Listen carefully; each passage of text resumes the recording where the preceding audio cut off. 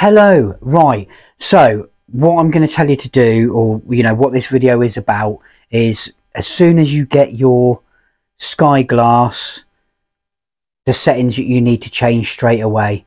There won't be much that will affect any sort of energy, sort of rate. Your bill's not going to shoot up through the roof.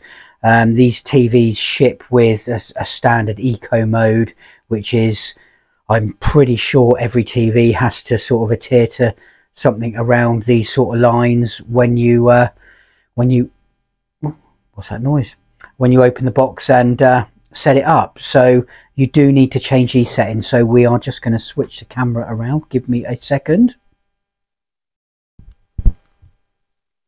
Right, so this is sort of the first screen you're going to sort of come across when you unbox your Sky Glass and you've set it up with all your lovely email address and everything else, your account. When you've loaded your account on, you should come up with all this. Obviously, if you've not got a Sky account, you still should get the settings bit at the bottom, which is what we're going to do. So you'll have something like this when you first turn your TV on.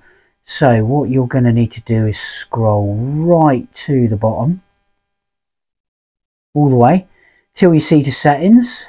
So first thing we do,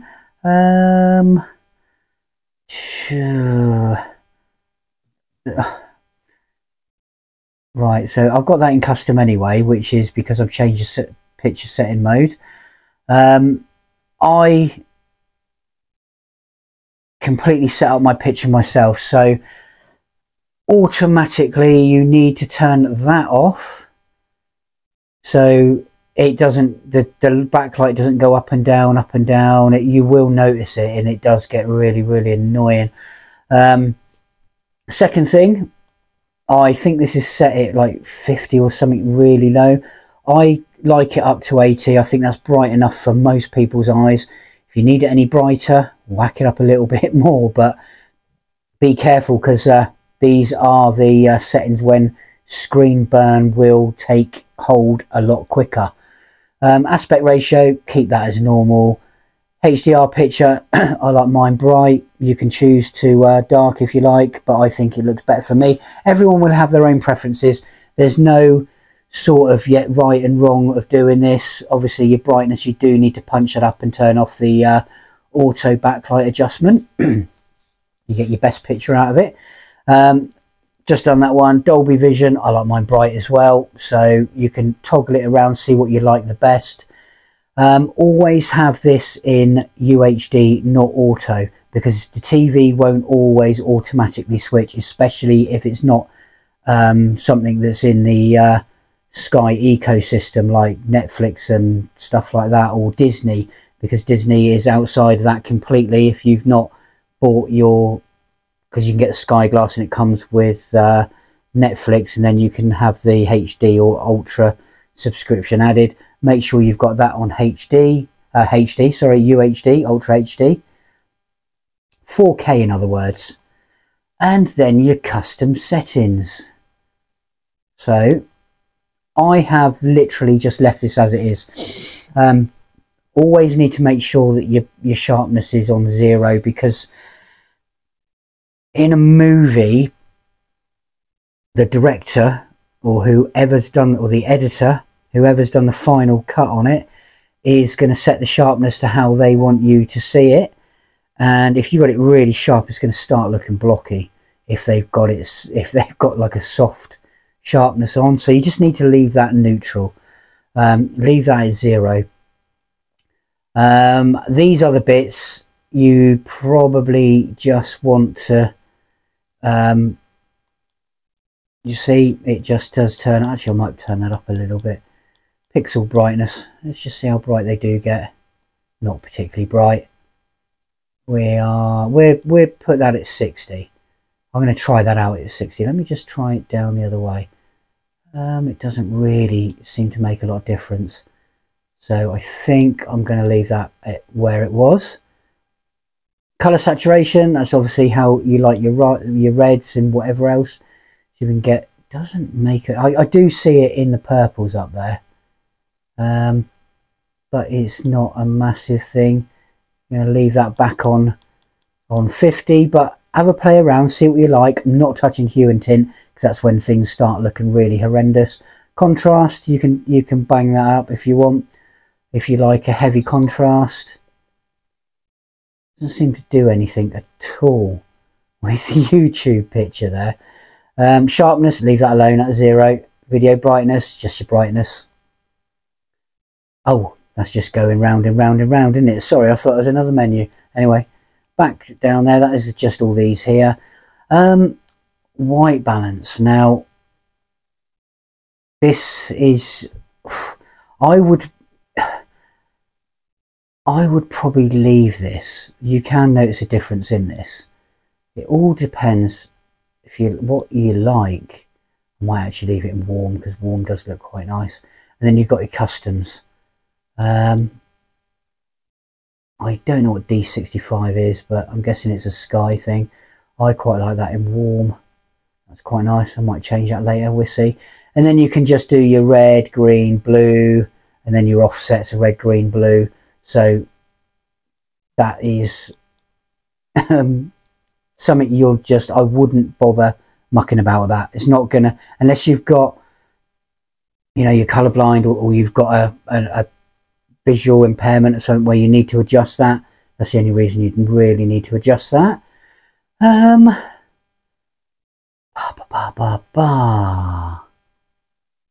I think, yeah, it's better contrast. That just leave that on. And your color space. So this is mainly it's just leave it. Because you're going to have to set each one individually unless you know what you're doing setting up a TV with all the colour management and stuff. I wouldn't even bother. It's just not worth it. Sound. Now, I don't use the built-in sound bar, so none of this is going to work. I used to have this virtual surround on. Auto volume correction is a good thing because then you don't get the high and low things, but what you'll find is it'll lower the overall sound across everything, so you'll need to turn the TV up a little bit more, but it's quite a good thing because obviously adverts are very loud because they're there to grab your attention and annoy the hell out of you. So that's that is the main things you need to change when you get your TV. I don't really think there's much else you need to do. That's just Sky Live. That's a Sky Live thing I've got up there. You don't need to do that. Audio output. Blah, blah, blah. Now my eARC is set to PCM stereo because auto and pass through sound absolutely crap. Absolutely horrendous. Worst thing on this TV. All they need to do, or all they needed to do, was free up that HDMI port and have a separate optical port, which is more than capable of carrying any signal that you need to your soundbar or other systems. I know other people say that yes, they don't have any issues with ARC, but I don't know if it's maybe this is one of the very first Sky glasses that come out. Maybe they upgraded stuff. I honestly don't know, but I do know a lot of other people that do have issues. Even people with Bose, what's the other make? The make of the brand of speakers that were made from the original people that were Sonos, that's it. That have issues with Sonos stuff, and the soundbar part on this TV was made by ex-employees of Sonos, so sort of, yeah, it's just not a very good thing. It's worked for some people, not worked for others. Now, that to me is something that needs to be sorted out because it should work for everybody. There shouldn't be issues that people have across the board like there are. So that needs to be ditched. Just needs to be, if it's going to be an ARC, it needs to be able to, your DVD player or your Xbox should be able to turn your TV on. That is the whole point of it. That's always been the whole point of it, not to jam sound down through it and decode it and crap like that. That's what Optical's for, because you can put wideband format down through that and get also DTS. And if you never heard any track, DTS track, you need to listen to DTS. off a DVD, because it's completely uncompressed digital sound and it sounds absolutely amazing. You've never experienced anything until you experience a proper DTS soundtrack. These other bits, nah, that's just your bits that we were sort of in a minute ago, hue and everything. It says you need to be an expert to do that, and I think the TV's just backed out. Well, I don't know what the TV's doing now. Has it done a crash? Oh, it's sort of done a little bit of a crash there. Not liking that. That's a bit naughty, Sky. Hey, on video as well. Right.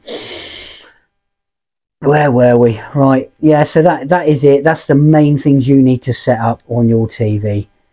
Why does it keep going back there? When you first get it. Anything else? Not really anything else you need to set up there. Unless you need to do any of this sort of stuff.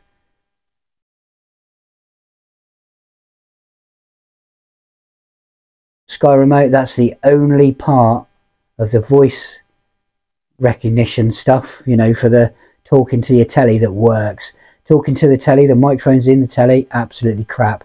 Barely hear you half the time. And sometimes when I'm sat here just watching a film, it will just come on by itself and start. It will just start. Everything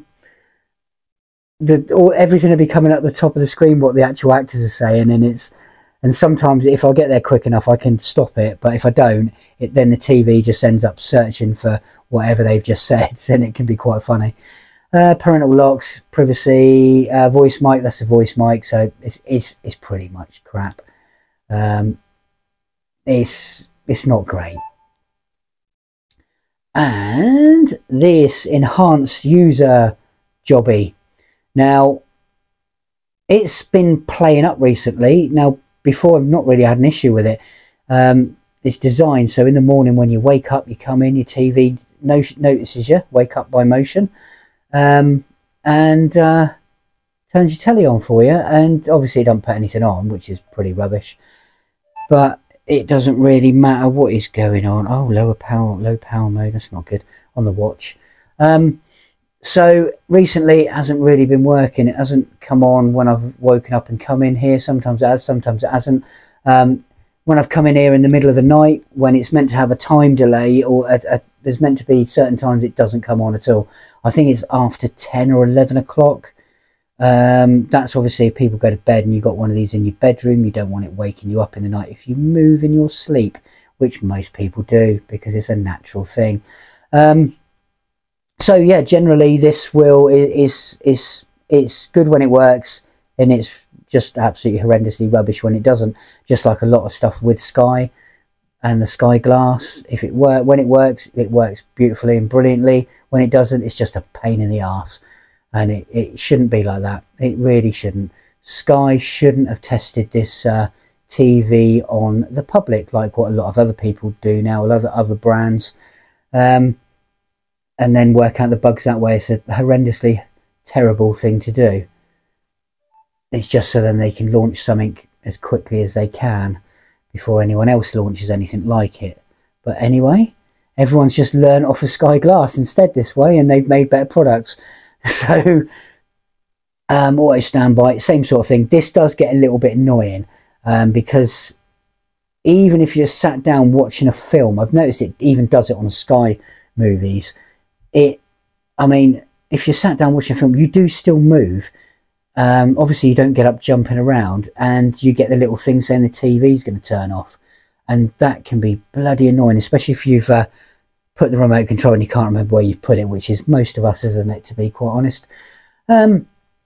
This is definitely a good thing to have on. I know people say, oh, it's going to use power. When you leave stuff on like that, it doesn't use that much power. If you left everything on in your house, standby, over the year, I think it's only about £20 for the whole year. That is not a lot. It really, really isn't.